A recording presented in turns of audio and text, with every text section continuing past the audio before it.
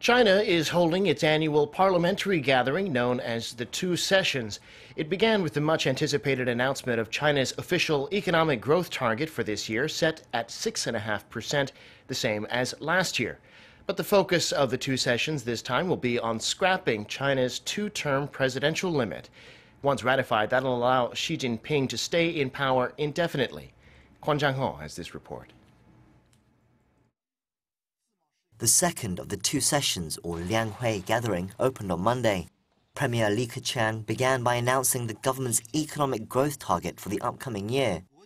Beijing had decided to maintain its growth target at around 6.5% for a second year running.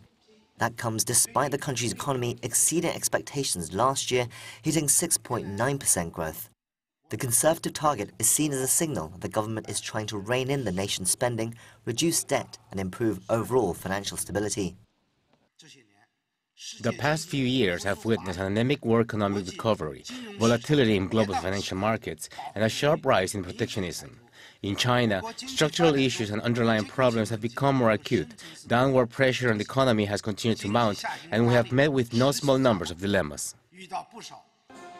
However, economic issues at this year's gathering have been overshadowed by political ones. Last month, Beijing announced that it would be scrapping its two-term presidential limit, clearing the way for President Xi Jinping to stay in office beyond the end of his second term in 2023. That decision is expected to be ratified during the course of the Two Sessions over the next fortnight. The president's political philosophy, known simply as Xi Jinping thought, is also expected to be integrated into China's constitution.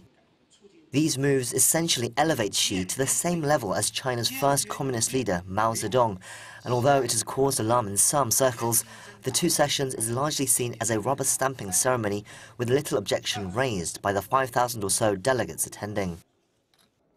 If a good leader comes to power, we should let him remain in that leadership position forever. In this way, there is continuity. It's great. This is the choice of the Chinese people. It's what the Chinese revolutionary cause needs. I really support it. The ending of term limits and other proposed policies will be put to the vote on Sunday. Kwon Jang-ho, Arirang News.